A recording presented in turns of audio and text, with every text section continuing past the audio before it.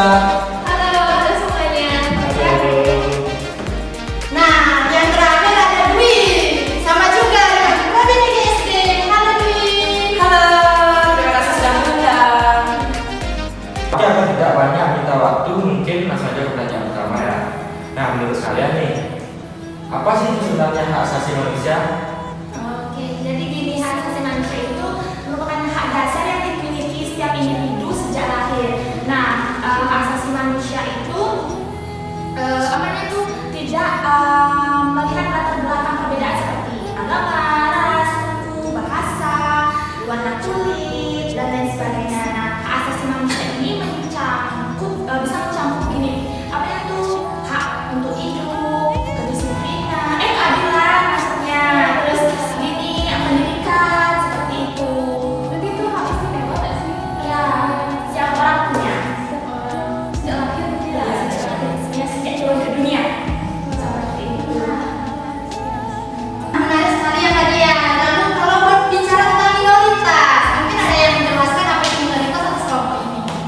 Nah, kalau minoritas ya bicara tentang minoritas. Nah, jadi minoritas itu adalah kelompok yang jumlahnya itu lebih kecil dalam suatu masyarakat, yang mana memiliki posisi sosial yang kurang dominan. Kan namanya minor ya, minor itu kecil, lebih kecil. Kalau minor kecil. Nah, seperti suku, agama, atau orientasi tertentu, yang mana kelompok minoritas ini tuh sering kali mendapatkan diskriminasi, atau dia itu hak-hak yang dimiliki mereka sama seperti yang tadi dijelaskan tadi itu hak asasi manusia mereka itu seringkali diabaikan seperti itu. Boleh banget nih, apa sih latar belakang munculnya isu tersebut? Nah, jadi historis isu minoritas itu terjadi karena perbedaan awalnya. Itu perbedaan seperti budaya, suku, ras, kemudian kekuasaan atau ketidaksetaraan sosial. Contohnya, kelompok tertentu sulit untuk mendapatkan akses pendidikan atau pekerjaan karena stigma sosial. Jadi seperti itu sih. Pendidikan seperti perbedaan. Seperti itu. Nah, kalau sudut pandang sosial, apa dampaknya terhadap masyarakat kita ya? Jadi kalau misalnya sudut pandang sosial, dampaknya itu pastinya cukup luas ya. Nah, salah satunya itu adalah ketegangan sosial, yang mana ketika hak minoritas itu diabaikan atau diacuhkan, sering banget terjadi konflik di masyarakat, baik dari antar individu ataupun antar dari kelompok-kelompok yang minoritas tersebut. Nah, ini tuh pastinya akan memecah persatuan yang kita miliki di Indonesia. Kalau dari sisi budaya nih, bagaimana menurut kalian? Nah, mungkin jika dari sisi budaya nih sering ada stereotip terhadap minoritas yang membuat mereka terpinggirkan, misalnya tradisi yang kurang layak, gitu, dianggap kurang layak. Terus sehingga mereka tuh tidak diakui atau menyedihkan karena keberagaman yang sebenarnya justru dapat memperkaya budaya. Kan Indonesia ini ada beragam budaya gitu, seperti suku gitu. Itu sebenarnya membuat Indonesia itu menjadi kaya akan budaya. Tapi gara-gara perbedaan itu orang tuh menganggap malah lain gitu. Jadinya dianggap mungkin kurang layak gitu. Jadi itu sih. Baik, lalu apakah pemerintah atau masyarakat mempunyai solusi dari permasalahan yang dijelaskan tadi? Ya, jadi pemerintah itu sudah membuat solusi, salah satunya itu legislasi. Nah, jadi legislasi itu pembuatan atau penyempurnaan ranah hukum seperti undang-undang. Jadi pemerintah itu sudah membuat peraturan seperti undang-undang anti diskriminasi untuk melindungi hak asasi manusia, hak asasi minoritas. Wah, keren sekali. Berarti pemerintah itu juga maju menyadari dari semua permasalahan yang terjadi. Udah mempersiapkan. Berkembang. Oh, begitu. Nah, bagaimana nih menurut kalian dengan peran masyarakat? Nah, kalau dari peran masyarakatnya itu pastinya banyak ya. Salah satunya itu adalah edukasi. Jadi edukasi itu sebagai kunci untuk kita itu bisa meningkatkan kesadaran melalui kampanye sosial, misalnya dan program inklusivitas. Misalnya melibatkan semua kelompok dalam masyarakat, mestinya dalam kegiatan bersama untuk menghapus sekat-sekat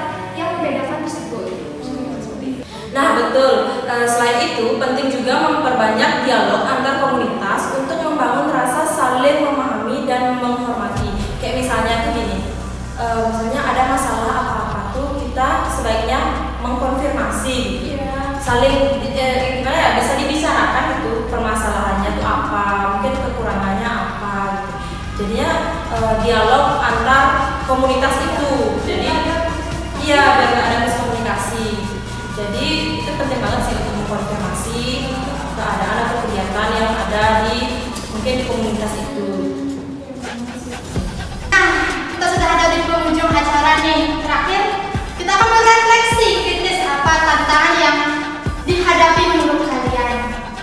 Nah, jadi kalau dari segi tantangan ya, tantangan terbesarnya itu pastinya adalah melawan stigma yang sudah melekat lama, seperti stigma komunitas yang membedakan kelompoknya. Hal ini juga akan mengubah pola pikir kita yang perlu waktu dan usaha yang besar tentunya. Ya, betul banget sih itu. Tapi ini juga termasuk gini apa namanya tuh peluang untuk generasi muda seperti kita karena mempunyai akses luas ke media sosial yang bisa dimanfaatkan untuk menyebarkan nilai-nilai gini apa namanya toleransi seperti itu kan. Sekarang media sosial tuh udah sangat ya, informasi apa-apa pasti cepat banget gini. Jadi tantangan itu pasti ada tantangan yang sulit kita hadapi, tapi juga ada yang keuntungannya itu loh, keuntungannya seperti itu. Wah, tentang stigma nih, aku jadi sedikit bingung tentang apa sih itu stigma, dan teman-teman pasti kepo juga Iya, kan? iya. Stigma gitu. Pasti.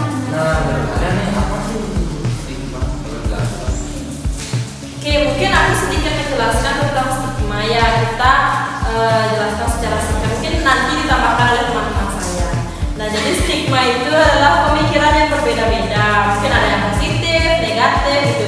Kayak setiap orang itu kan pastinya berbeda-beda, otomatis kan memiliki pemikiran yang berbeda-beda juga.